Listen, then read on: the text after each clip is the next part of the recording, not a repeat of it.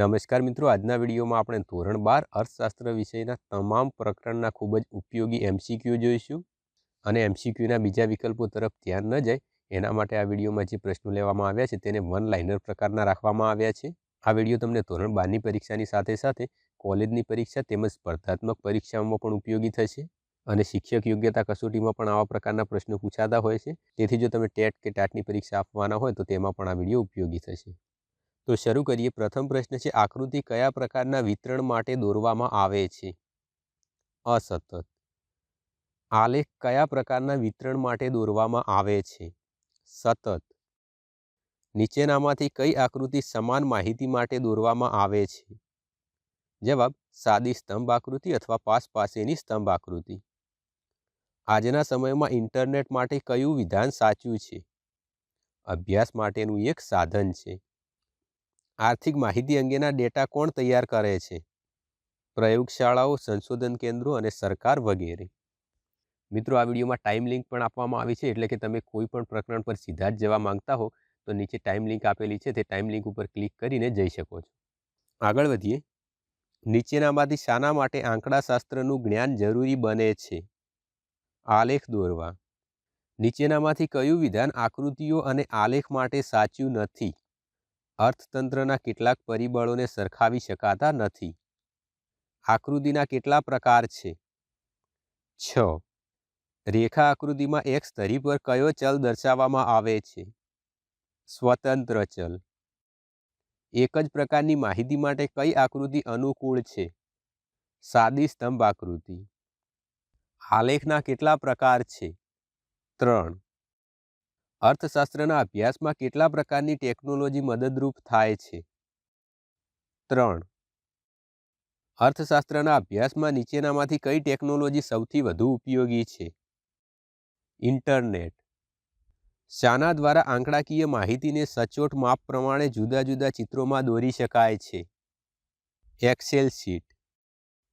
આર્થિક પ્રવૃત્તિમાં લાંબા ગાળામાં નિયમિત કે અનિયમિત પરિવર્તનોના અભ્યાસ માટે નીચેનામાંથી શું ઉપયોગી છે? સામયિક શ્રેણીના આલેખ। વિકાસ એક બહુપરિમાણીય પ્રક્રિયા છે। આ વિધાન કોણે રજૂ કર્યું? ટોડેરો। કયો ખ્યાલ ગુણાત્મક છે? આર્થિક વિકાસ। 2014માં વિશ્વમાં માનવ વિકાસ આંકની દ્રષ્ટિએ ભારતનો ક્રમ કેટલામો હતો? 130મો। 2014માં માનવ વિકાસ અહેવાલ મુજબ ભારતની માથાદીઠ આવક કેટલા ડોલર હતી? 5497। દેશના આર્થિક વિકાસમાં વધારો થવાથી ખેતી ક્ષેત્રનો ફાળો ઘટે છે। જીવનની ભૌતિક ગુણવત્તા આંક PQLI નું મહત્તમ મૂલ્ય કેટલું હોય છે? 100। માનવ વિકાસ આંકનું મૂલ્ય કેટલું હોય છે? 0 થી 1ની વચ્ચે। આર્થિક વૃદ્ધિનો પ્રશ્ન મુખ્યત્વે કેવા રાષ્ટ્રોના પ્રશ્ન સાથે સંકળાયેલો છે? વિકસિત। 2014માં માનવ વિકાસ આંકની દ્રષ્ટિએ વિશ્વમાં પ્રથમ સ્થાન ધરાવનાર દેશ હતો? નોર્વે। ઝડપી આર્થિક વિકાસ મુખ્યત્વે કેવા દેશોની પ્રથમ આવશ્યક જરૂરિયાત છે? વિકસિત। આર્થિક વૃદ્ધિની પ્રક્રિયામાં શું બદલાય છે? રાષ્ટ્રીય આવક। આર્થિક વૃદ્ધિ કેવું પરિવર્તન છે? પરિમાણાત્મક। આર્થિક વૃદ્ધિમાં નીચેના પૈકી શું સાચું નથી? સંસ્થાકીય વલણો બદલાય છે। આર્થિક વિકાસમાં શું બદલાતું નથી? લોકોના મનોવલણ। આર્થિક વિકાસ માટે નીચેના પૈકી શું સાચું છે? મૂડી સર્જનમાં વધારો થાય છે। આર્થિક વિકાસ વિના આર્થિક વૃદ્ધિ શક્ય છે। આર્થિક વિકાસના મુખ્ય નિર્દેશકો કેટલા છે? 4।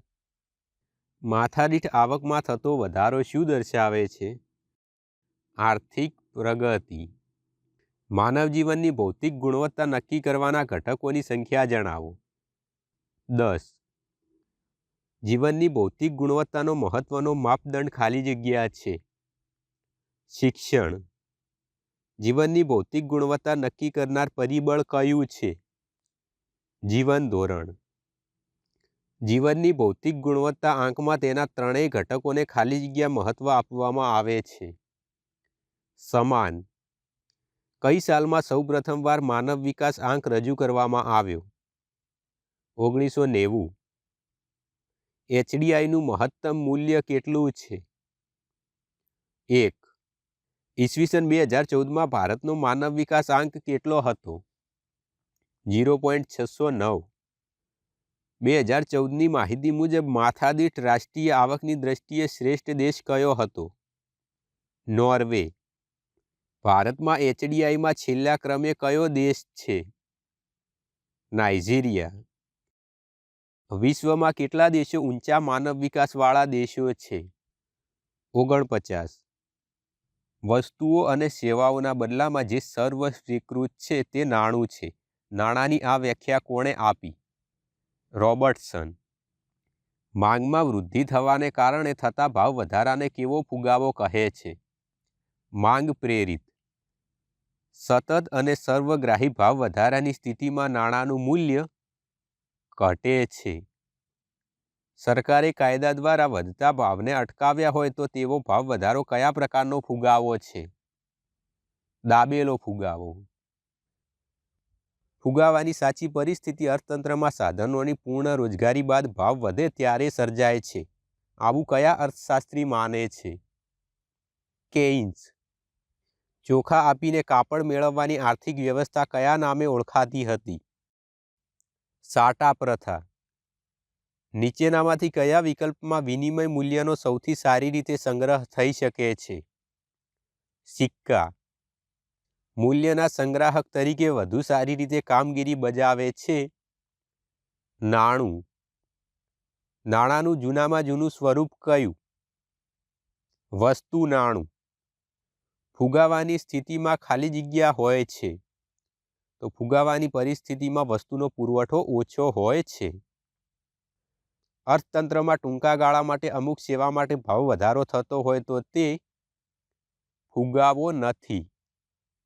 નીચેના પૈકી ફુગાવાનું મુખ્ય કારણ કયું છે? માંગમાં વધારો.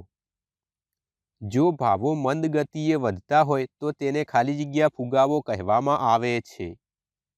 મંદ. જો ફુગાવો ઉત્પાદન ખર્ચમાં થયેલા વધારાના કારણે થયો હોય તો તેને ખાલી જગ્યા ફુગાવો કહેવામાં આવે છે. ખર્ચ પ્રેરિત. ખાલી જગ્યા દેશમાં અર્થતંત્રનું માળખું ફુગાવા માટે જવાબદાર છે. વિકાસશીલ. સંસ્કૃત ભાષા પ્રમાણે બેંક શબ્દનો અર્થ શું થાય? મૂડીનો જથ્થો. ભારતમાં વેપારી બેંકમાં મોટે ભાગે કેટલા પ્રકારના ખાતા હોય છે? 3. ટૂંકા ગાળાનું ધિરાણ સૈદ્ધાંતિક રીતે કેટલા સમયગાળા માટેનું હોય છે? 1 વર્ષ સુધીનું. મધ્યસ્થ બેંક એટલે શું? દેશની સર્વોચ્ચ બેંક. RBI અન્ય બેંકો પાસેથી અત્યંત ટૂંકા સમયનું ધિરાણ લે તેના દરને શું કહેવાય? Reverse repo rate. બેંક એટલે ધિરાણ કરવાના હેતુથી બચતો એકત્રિત કરતી સંસ્થા. નીચેના પૈકી કયા પ્રકારની થાપણો પર વ્યાજ મળતું નથી? ચાલુ ખાતાની થાપણો. લાંબા ગાળાનું ધિરાણ એટલે 5 થી 10નું ધિરાણ. શાક સર્જનથી ખાલી જગ્યા વધે છે. નાણાંનો પુરવઠો. પ્રાથમિક થાપણ ₹1000 અને રોકડ થાપણનું પ્રમાણ 20% હોય તો બેંક કેટલા રૂપિયાનું શાક સર્જન કરશે? 5000. વ્યક્તિગત રીતે સોદાઓમાં ચૂકવણી માટે વિશ્વસનીયતા પૂરી પાડવા બેંક કઈ સુવિધા આપે છે? પે ઓર્ડરની. ખાનગી ક્ષેત્રમાં આંતરરાષ્ટ્રીય બેંકોનો પ્રવેશ ક્યારથી થયો છે? 1991થી. મધ્યસ્થ બેંક અર્થતંત્રમાં જવાબદારી સ્વીકારે છે. આર્થિક સ્થિરતાની. RBIનું રાષ્ટ્રીયકરણ ક્યારે કરવામાં આવ્યું? 1949માં. RBI નીચેના પૈકી કઈ ચલણ બહાર પાડે છે? ₹2 અને તેથી વધુ કિંમતની નોટો. નાણાકીય નીતિના પરિમાણાત્મક સાધનો કેટલા છે? 7. નીચેના પૈકી કયું સાધન નાણાકીય નીતિનું ગુણાત્મક સાધન છે? ભેદભાવયુક્ત વ્યાજના દર. RBI બેંક રેટ વધારે ત્યારે નાણાંનો પુરવઠો ઘટે છે. મંદીની પરિસ્થિતિમાં આરબીઆઈ બેંક રેટ ખાલી જગ્યા છે ઘટાડે છે. ફુગાવાના સમયે આરબીઆઈ શું કરે છે? રેપો રેટ વધારે છે. અર્થતંત્રમાં નાણાંનો પુરવઠો વધારવા આરબીઆઈ શું કરે છે? સરકારી જામીનગીરીઓ ખરીદે છે. 1962 પછી કુલ થાપણોના કેટલા ટકા સીઆરઆર રાખવાનું આરબીઆઈએ નક્કી કર્યું છે? 3 થી 15%.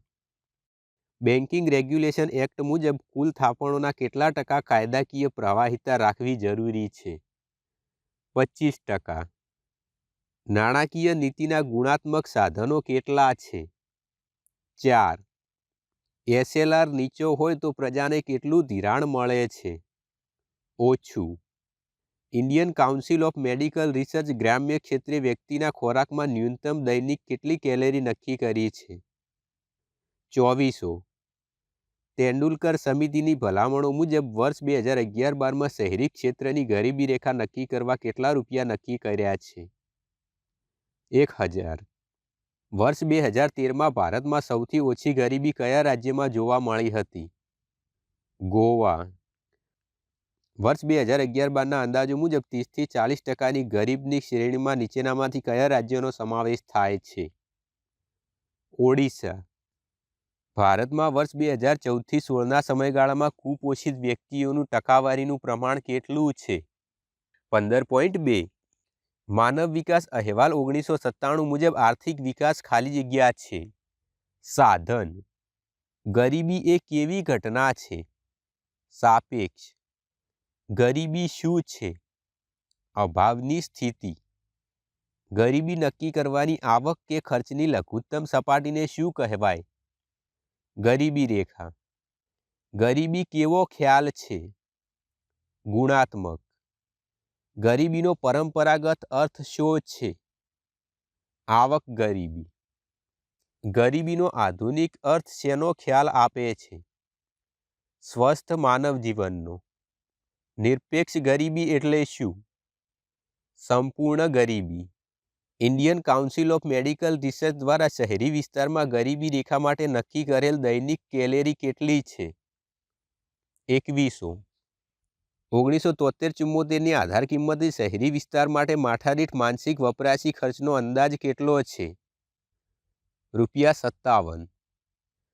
પ્રોફેસર સુરેશ તેંડુલકર સમિતિ દ્વારા વર્ષ 2011-12 માટે ગ્રામીણ ક્ષેત્રમાં ગરીબી રેખા તરીકે નક્કી કરેલ માનસિક માથાદીઠ વપરાશની રકમ કેટલી છે? ₹816. આંતરરાષ્ટ્રીય સ્તરે 2015માં નિરપેક્ષ ગરીબીનું નિર્ધારણ દૈનિક કેટલા ડોલર હતું? $1.90. તેંડુલકર સમિતિના અંદાજ મુજબ ભારતમાં વર્ષ 2011-12માં નિરપેક્ષ ગરીબીનું પ્રમાણ કેટલું હતું? 21.9%. વર્ષ 2013ના વાર્ષિક અહેવાલ મુજબ ભારતમાં સૌથી વધુ ગરીબીનું પ્રમાણ કયા રાજ્યમાં હતું? છત્તીસગઢ. વર્ષ 2013ના વાર્ષિક અહેવાલ મુજબ ભારતના વિભિન્ન રાજ્યોમાં સૌથી ઓછી ગરીબી અને સૌથી વધુ ગરીબી કેટલા ટકા હતી? સૌથી ઓછી 5.09% અને સૌથી વધુ 39.93%. સાપેક્ષ ગરીબી શું દર્શાવે છે? આવકની અસમાનતા. નીચેના પૈકી કયો નિર્દેશક ગરીબીનો નિર્દેશક નથી? ઝડપથી વધતા ભાવો. નીચેના પૈકી કયું કારણ ગરીબીનું કારણ છે? શ્રમિક દીઠ નીચી ખેત ઉત્પાદકતા. કયા દેશમાં ગરીબી વધુ પ્રમાણમાં જોવા મળે છે? વિકાસમાન. 2014માં ભારતમાં માથાદીઠ ઘરગથ્થુ વપરાશ ખર્ચ કેટલું છે? $725. 2014માં કયા દેશમાં માથાદીઠ ઘરગથ્થુ વપરાશી ખર્ચ સૌથી વધુ છે? યુએસ. 2015માં એફએઓના અહેવાલ મુજબ ભારતમાં કુપોષિત વસ્તીનું પ્રમાણ વિશ્વમાં કયા નંબરે હતું? બીજા. વર્ષ 2014માં વિશ્વના કયા દેશમાં અપેક્ષિત આયુષ્ય સૌથી વધુ હતું? નોર્વે. વર્ષ 2014માં ભારતમાં બાળ મૃત્યુદરનું પ્રમાણ કેટલું હતું? 39. 2014માં ભારતમાં અપેક્ષિત આયુષ્ય કેટલા વર્ષનું હતું? 68 વર્ષ. વિકસતા દેશોમાં કેટલી વસ્તીએ એક ડૉક્ટરની સેવા ઉપલબ્ધ છે? દર 6000ની. દુનિયાની કેટલી વસ્તી એઇડ્સનો ભોગ બની છે? 2.3 કરોડ. ભારતમાં કેટલા ટકા કુટુંબોને નળ દ્વારા શુદ્ધ પાણી મળે છે? 63.3%. ભારતની 2011ની વસ્તી ગણતરી મુજબ કુલ વસ્તીના કેટલા ટકા ગ્રામ્ય વસ્તી છે? 70%. વિશ્વના કયા દેશમાં વર્ષ 2011માં સાક્ષરતા દર સૌથી વધુ હતો? બ્રાઝિલ. વર્ષ 2012માં ભારતમાં 1% વસ્તી પાસે વાસ્તવિક રાષ્ટ્રીય આવકનો કેટલા ટકા હિસ્સો હતો? 12.6%. ભારતમાં આર્થિક સુધારાઓથી ઉદ્ભવેલા લાભો કોની તરફેણમાં વધુ રહ્યા છે? ધનિકોની. ભારતમાં વર્ષ 2011 સુધી બેરોજગારીનો દર કેટલા ટકા આસપાસ રહ્યો હતો? 9%. સંરક્ષણ પાછળ થતો ખર્ચ કેવો છે? બિન વિકાસલક્ષી. નીચેનામાંથી કયો ઉપાય ગરીબીનો ઉપાય નથી? સંગઠિત ક્ષેત્રનો વિકાસ. રાષ્ટ્રીય ગ્રામીણ રોજગાર બાંહેધરી કાનૂન નીચલા મધ્યમ વર્ગના એક વ્યક્તિને કેટલા દિવસની રોજગારીની બાંહેધરી આપે છે? ઓછામાં ઓછા 100 દિવસો. 8 જાન્યુઆરી 2015 સુધીમાં જન ધન યોજનામાં કેટલા ખાતા ખુલ્યા હતા? 12.58 કરોડ. જીવન જ્યોતિ વીમા યોજનામાં કઈ ઉંમરની વ્યક્તિઓને લાભ મળે છે? 18 થી 70 વર્ષની. પ્રવર્તમાન વેતન દરે કામ કરવાની ઈચ્છા શક્તિ અને તૈયારી હોવા છતાં કામ ન મળે તેવી વ્યક્તિ? બેરોજગાર. ફરજિયાત સ્વરૂપની બેરોજગારીનો વિચાર કયા શ્રમના પુરવઠાના સંદર્ભમાં કરવામાં આવે છે? સક્રિય. બેરોજગારીના પ્રકારો નક્કી કરવા માટેના 4 માપદંડ કોણે રજૂ કર્યા છે? રજકૃષ્ણ. અસરકારકતાના અભાવે કયા પ્રકારની બેરોજગારી સર્જાય છે? ચક્રીય. કયા પ્રકારની ઉત્પાદન પદ્ધતિ બેરોજગારીમાં વધારો કરે છે? મૂડીપ્રધાન. અર્થશાસ્ત્રમાં બેરોજગારી કયા સ્વરૂપે ગણતરીમાં લેવાય છે? અનૈચ્છિક. વિકાસશીલ દેશોમાં મુખ્ય સમસ્યા કયા પ્રકારની બેરોજગારીની છે? માળખાગત. વિકસિત દેશોમાં જોવા મળતી બેરોજગારીનો સમયગાળો કેવો હોય છે? ટૂંકો. સક્રિય શ્રમના પુરવઠાનો હિસ્સો ન હોય તેવી વ્યક્તિને શું કહેવાય?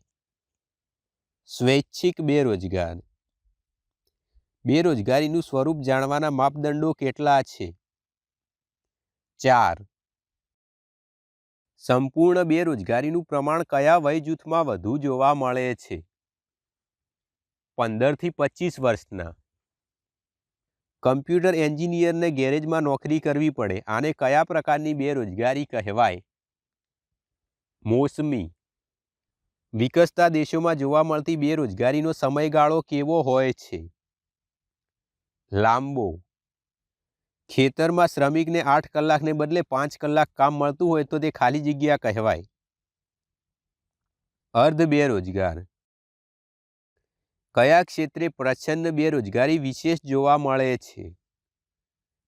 ખેતી. પ્રચ્છન્ન બેરોજગારીની સીમાંત ઉત્પાદકતા કેટલી હોય છે? 0. અર્થતંત્રમાં ક્યારે ચક્રીય બેરોજગારી જોવા મળે છે? તેજી મંદી હોય ત્યારે. સાદા મોબાઈલના સ્થાને સ્માર્ટ મોબાઈલ ફોન આવતા શ્રમિકોને રોજગારી મળતી બંધ થાય તે કયા પ્રકારની બેરોજગારી ગણાય? ઘર્ષણજન્ય. રોજગારીની સમસ્યાના અભ્યાસ અર્થે રચાયેલ સમિતિનું નામ શું છે? ભગવતી સમિતિ. ભારતમાં 9મી પંચવર્ષીય યોજનાને અંતે કેટલા બેરોજગાર હતા? 348.5 લાખ. ભારતમાં પ્રતિ વર્ષ કેટલી વસ્તી વધે છે? 7.70 કરોડ. 11મી પંચવર્ષીય યોજનામાં ભારતનો આર્થિક વિકાસનો દર કેટલો થયો છે? 7.8%. જરૂરિયાત કરતાં વધુ માણસો કામમાં રોકાય ત્યારે કયા પ્રકારની બેરોજગારી સર્જાય છે? છુપી. શિક્ષિત બેરોજગારીનું મુખ્ય કારણ કયું છે? ખામીયુક્ત શિક્ષણ પદ્ધતિ. માનવ શક્તિના આયોજનની ખામીનું સીધું પરિણામ શું છે? શિક્ષિત બેરોજગારી. બેરોજગારીની સમસ્યા હલ કરવા કયા પ્રકારની ઉત્પાદન પદ્ધતિને મહત્વ આપવું જોઈએ? શ્રમ પ્રધાન. અર્થશાસ્ત્રી પી.સી. મહાલનોબિસના મતે ભારતમાં કૃષિ ક્ષેત્ર અને ઉદ્યોગ ક્ષેત્રે 1 કરોડ મૂડી રોકાણ કરવાથી બંને ક્ષેત્રમાં અનુક્રમે કેટલી વ્યક્તિને રોજગારી આપી શકાય છે? 40,000 અને 500. આમાં અનુક્રમે કીધું છે એટલે 1 કરોડનું મૂડી રોકાણ કરવાથી કૃષિ ક્ષેત્રે 40,000 અને ઉદ્યોગ ક્ષેત્રે 500 લોકોને રોજગારી આપી શકાય. 5મી પંચવર્ષીય યોજનાથી બેરોજગારીનો પ્રશ્ન હલ કરવા કેટલા રાજ્ય કાર્યક્રમ અમલમાં મૂકવામાં આવ્યા? 12. મનરેગા કાર્યક્રમને સફળ બનાવવા સરકારે કયા દિવસને રોજગાર દિવસ તરીકે જાહેર કર્યો છે? 2 ફેબ્રુઆરી. દીનદયાળ ઉપાધ્યાય ગ્રામીણ કૌશલ્ય યોજનામાં કઈ ઉંમરના યુવાનોને રોજગારી આપવામાં આવે છે? 18 થી 35 વર્ષના. ભારતમાં સૌપ્રથમ વખત વસ્તી ગણતરી કોના દ્વારા કરવામાં આવી? જમશેદજી તાતા. 2021 થી 2025ના વર્ષ સુધીમાં ભારતની વસ્તી કેટલા કરોડ થવાનો અંદાજો છે?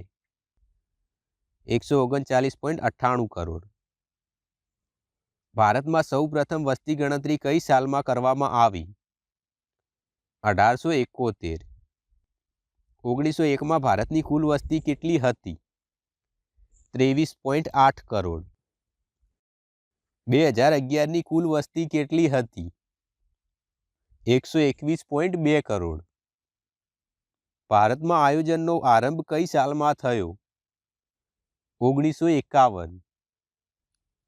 વિશ્વમાં સૌથી વધુ વસ્તી ધરાવનાર દેશ કયો છે? ચીન. ભારતના કયા રાજ્યમાં દર 1,000 પુરુષોએ સ્ત્રીઓનું પ્રમાણ વધારે છે? 2011માં ભારતમાં જન્મનું પ્રમાણ કેટલું હતું? 21.8. ભારતમાં પહેલી વસ્તી ગણતરી કઈ સાલમાં કરવામાં આવી? 1951. 2001 થી 2011ના દશકામાં વસ્તી વૃદ્ધિનો દર કેટલો નોંધાયો? 1.64%. વસ્તીની દ્રષ્ટિએ વિશ્વમાં ભારત કયા ક્રમે આવે છે? બીજા. 1911 થી 2011 સુધીના 100 વર્ષમાં ભારતની વસ્તી કેટલા ગણી થઈ છે? લગભગ 5. કયા સમયગાળામાં ભારતની વસ્તી વૃદ્ધિ ધીમી અને અનિયમિત હતી? 1901 થી 1921. વસ્તી વધારાની દ્રષ્ટિએ ભારતમાં કયા વર્ષને મહાવિભાજક વર્ષ તરીકે ઓળખવામાં આવે છે? 1921. વર્ષ 2011માં ભારતની કુલ વસ્તીમાં પુરુષોની વસ્તી કેટલા ટકા હતી? 51.54%. વિશ્વના કયા દેશોમાં વસ્તી વિસ્ફોટની સ્થિતિ જોવા મળે છે? વિકસતા દેશો. 2011માં ગુજરાતમાં દર 1000 પુરુષોએ સ્ત્રીઓનું પ્રમાણ કેટલું હતું? 918. ભારતના કયા રાજ્યમાં દર 1000 પુરુષોએ ઓછામાં ઓછી સ્ત્રીઓ જોવા મળે છે? હરિયાણા. કામ કરતી મોટાભાગની વસ્તી કયા વય જૂથમાં જોવા મળે છે? 15 થી 64 વર્ષ. 2011ની વસ્તી ગણતરી મુજબ ભારતમાં ગ્રામીણ વસ્તીનું પ્રમાણ કેટલું હતું? 68%. 2011માં ભારતમાં મૃત્યુ દરનું પ્રમાણ કેટલું હતું? 7.1%. નીચેના પૈકી કયું કારણ ઊંચા જન્મદર માટેનું નથી? ઊંચું જીવન ધોરણ. નીચેના પૈકી કયું કારણ નીચા મૃત્યુદર માટે જવાબદાર છે? માળખાકીય સગવડો. નીચેનામાંથી કયો ઉપાય વસ્તી નિયંત્રણનો નથી? શિક્ષણનું સ્તર. 2011ની વસ્તી ગણતરી મુજબ કેટલા ટકા વસ્તી ગ્રામ્ય વિસ્તારોમાં વસે છે? 68.8%. ખેતી ક્ષેત્રમાં વર્ષ 2011-12માં રાષ્ટ્રીય આવકમાં ફાળો કેટલો હતો? 13.9%. વર્ષ 2014-15ના અંદાજો પ્રમાણે ખેતી ક્ષેત્રમાં રોજગારી મેળવતા લોકોનું પ્રમાણ કેટલું હતું? 49%. નાબાર્ડની રચના કયા વર્ષમાં થઈ? 1982. હરિયાળી ક્રાંતિનો ભારતમાં સર્વાગીપણે ઉપયોગ કયા વર્ષથી શરૂ થયો? 1966.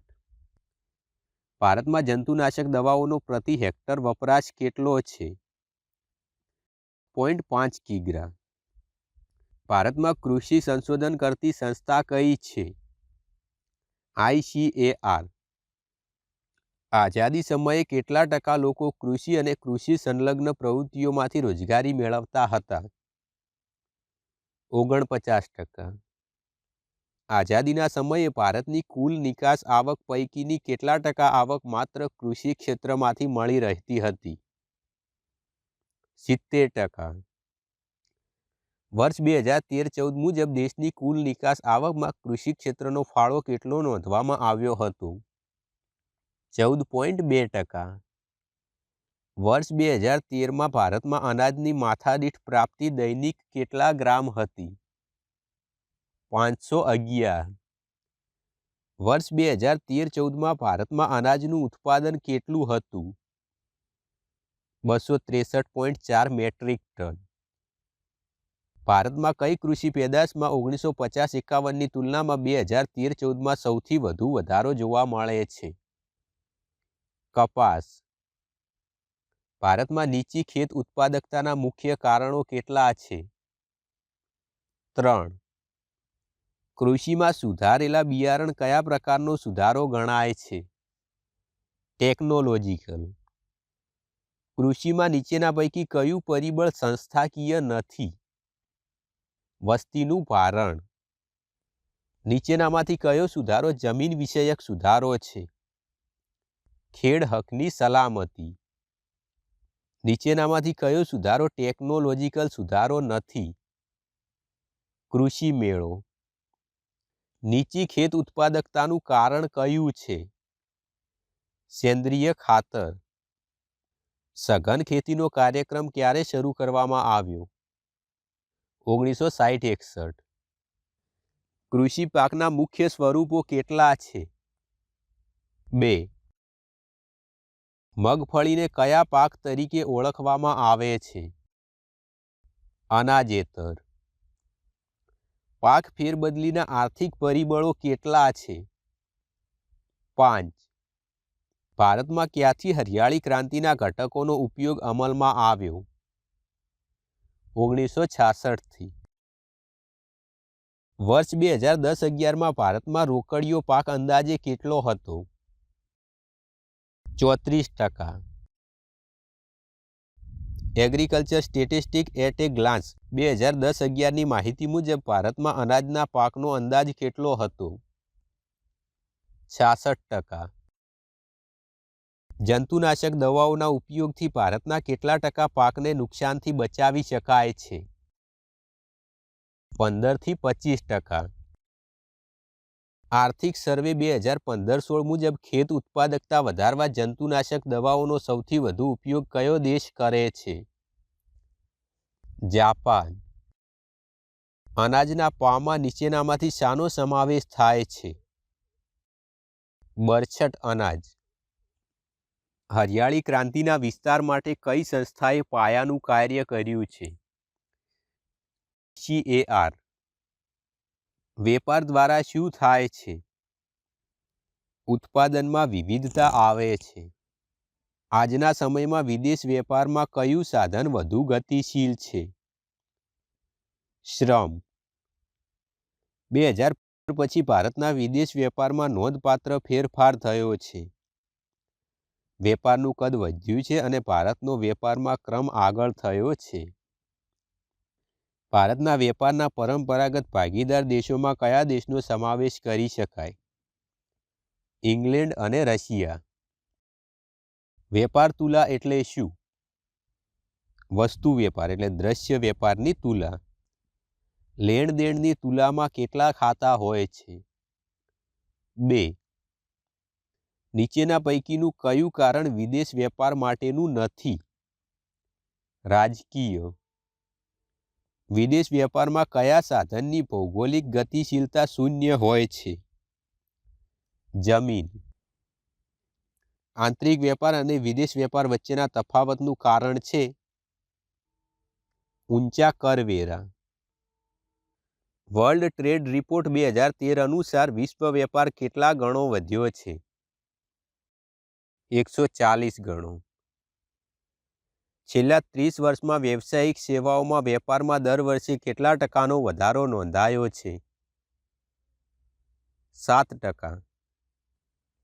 1980 થી 2011ના સમયગાળા દરમિયાન વિકાસશીલ દેશોની આયાત અને નિકાસમાં અનુક્રમે કેટલા ટકાનો વધારો થયો? 13%. વર્ષ 2015માં વિશ્વ વેપારમાં વાર્ષિક સરેરાશ વૃદ્ધિ દર કેટલો છે? 2.8%. વર્ષ 2014માં વિશ્વની કુલ નિકાસમાં ભારતની નિકાસનો ટકાવારી હિસ્સો કેટલો છે? 1.7%. વર્ષ 2005 પછી નિકાસોની બાબતમાં ભારતનો વિશ્વમાં ક્રમ કેટલો રહ્યો છે?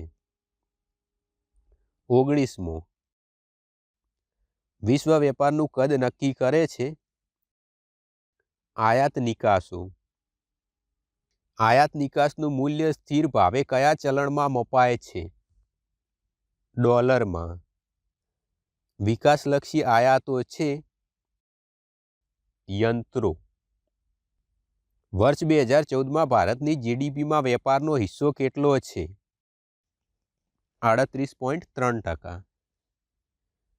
કયા વર્ષ પછી ભારતે વિશ્વમાં ઝડપથી વિકસતા દેશ તરીકે ઓળખ આપી? 2000. જ્યારે દેશ વિકાસશીલ બને ત્યારે કઈ વસ્તુની આયાતો ઘટવા પામે છે? અનાજ. કયા વર્ષ પછી ભારતમાં આયાતો અને નિકાસોનું સ્વરૂપ નોંધપાત્ર રીતે બદલાયું? 1991.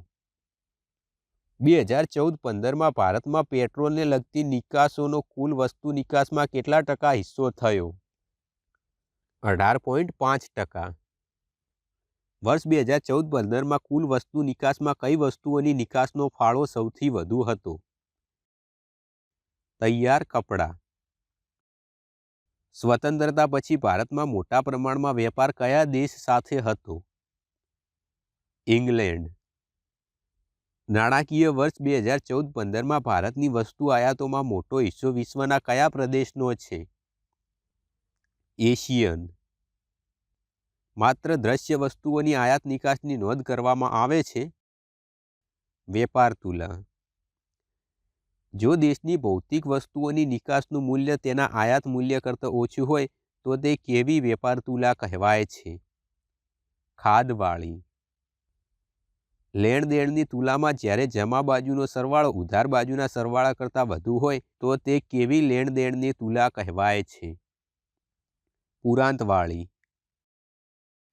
ભૌતિક અને અભૌતિક વસ્તુઓનો સમાવેશ થાય છે લેણ દેણની તુલા. લેણ દેણની તુલાને અસર કરતું પરિબળ નથી. અનિવાર્ય વિકાસ. બે કે વધુ દેશોના નાગરિકો ચીજવસ્તુઓ કે સેવાઓનો વિનિમય કરે તેને શું કહેવાય? વિદેશ વેપાર. હુંડિયામણ દર બદલાતા વિદેશી વસ્તુઓની બાબતમાં કેવો ફેરફાર થાય છે? કિંમત બદલાય છે. ભારત માટે હુંડિયામણ દર વધે તો શી અસર થાય છે? રૂપિયાનું મૂલ્ય ઘટે છે. ભારત માટે હુંડિયામણનો દર ઘટે તો શી અસર થાય છે? નિકાસો ઘટે. ભારતની રાષ્ટ્રીય આવકમાં ઉદ્યોગોનો ફાળો વર્ષ 2013-14 મુજબ કેટલો હતો? 27%. વર્ષ 2011-12માં ઔદ્યોગિક ક્ષેત્રે રોજગારીનું પ્રમાણ કેટલું હતું? 24.3%. મોટા પાયા પર ઉદ્યોગોમાં કેટલું મૂડીરોકાણ કરવું જરૂરી છે? 10 કરોડથી વધુ. જાહેર ક્ષેત્ર એટલે શું? સરકાર દ્વારા સંચાલિત ક્ષેત્ર. વિશિષ્ટ આર્થિક વિસ્તારનો અમલ ભારતમાં ક્યારે થયો? 2000. કયો વિકસિત દેશ ઔદ્યોગિક દેશ નથી? Saudi Arabia. ઝડપી આર્થિક વિકાસ સાધવા કયા ક્ષેત્રનો વિકાસ જરૂરી છે? ઔદ્યોગિક ક્ષેત્ર. વર્ષ 2013-14માં દેશની કુલ નિકાસ આવકનો કેટલામો ભાગ ઉદ્યોગ ક્ષેત્રમાંથી પ્રાપ્ત થયો હતો? 2/3 ભાગ. ઔદ્યોગિકરણથી સામાજિક માળખામાં નીચેના પૈકી કયો ગુણ અર્થતંત્રના વિકાસ માટે પ્રેરક બની રહે છે? કઠોર પરિશ્રમ. ઉદ્યોગો ખેતી કરવા માટે સહાયક બને છે. ટેકનોલોજીની મદદ પૂરી પાડીને. નીચેના પૈકી કયો ઉદ્યોગ ગૃહ ઉદ્યોગ નથી? કલાત્મક ચીજવસ્તુઓ. નાના પાયાના ઉદ્યોગોમાં કેટલું મૂડીરોકાણ જરૂરી છે? 25 લાખથી ₹5 કરોડ વચ્ચે. નીચેનામાંથી કયો ઉદ્યોગ મોટા પાયાનો ઉદ્યોગ ગણાય છે? લોખંડ. સંયુક્ત ક્ષેત્ર એટલે શું? જાહેર ક્ષેત્રના 51% કે તેથી વધુ શેર ધરાવતા લોકો દ્વારા સંચાલિત ક્ષેત્ર. કયા ઉદ્યોગોમાં સંચાલન અને નિર્ણય પ્રક્રિયામાં સરકારનું પ્રભુત્વ હોય છે? જાહેર નિગમો. માં કયો ઉદ્યોગ વપરાશી વસ્તુઓનો ઉદ્યોગ છે? સાબુ. નીચેનામાંથી કયો ઉદ્યોગ સહકારી ક્ષેત્રનો ઉદ્યોગ છે? દૂધની ડેરી. વિશિષ્ટ આર્થિક વિસ્તાર કયા દેશના વિશિષ્ટ આર્થિક વિસ્તારના મોડેલ પરથી વિકસાવવામાં આવ્યો છે? ચીન. ભારતમાં કેટલા વિશિષ્ટ આર્થિક વિસ્તારોની સ્થાપના કરવામાં આવી છે? 8. નાના પાયાના ઉદ્યોગોમાં કયા પ્રકારની ઉત્પાદન પદ્ધતિઓનો ઉપયોગ કરવામાં આવે છે? શ્રમ પ્રધાન. વર્ષ 2011-12માં નાના પાયાના ઉદ્યોગોમાંથી કેટલા લોકોને રોજગારી મળી હતી? 1012.59 લાખ. વર્ષ 2001-2માં નાના પાયાના ઉદ્યોગોમાંથી કેટલું ઉત્પાદન થયું હતું? 2,82,270 કરોડ. 2011-12ના વર્ષમાં નાના પાયાના ઉદ્યોગોના એકમો કેટલા હતા? 447.73 લાખ. 2006-07ના વર્ષ દરમિયાન ભારતની નિકાસોમાં નાના પાયાના ઉદ્યોગોનો ફાળો કેટલો હતો? 1,77,600 કરોડ. નાના પાયાના ઉદ્યોગો દ્વારા શક્ય બને છે વિદેશ વેપારમાં સમતુલા. આર્થિક સુધારા કયા વર્ષે કરવામાં આવ્યા? 1991. આકર્ષણ સ્થળાંતરની અસરો કેવા પ્રકારની હોય છે? હકારાત્મક. 2050 સુધીમાં વિશ્વની કેટલી વસ્તી શહેરોમાં વસતી હતી? 2/3. કયા વર્ષમાં આપવામાં આવેલી નગરની વ્યાખ્યા ઉદાર હતી? 1951. 2011માં આશરે કેટલા ટકા વસ્તી શહેરોમાં વસતી હતી? 32%. ભારતીય બંધારણે કઈ વય સુધીમાં બાળકોને પ્રાથમિક શિક્ષણ મફત અને ફરજિયાત ધોરણે પ્રાપ્ત થવું જોઈએ તેવું કહ્યું છે? 6 થી 14 વર્ષ. 2011માં ભારતમાં સાક્ષરતાનું પ્રમાણ કેટલું હતું? 74%. ભારતમાં રેલવેની સૌપ્રથમ શરૂઆત ક્યારે થઈ હતી? 1853માં. ONGCની સ્થાપના કયા વર્ષમાં કરવામાં આવી હતી? 1959માં.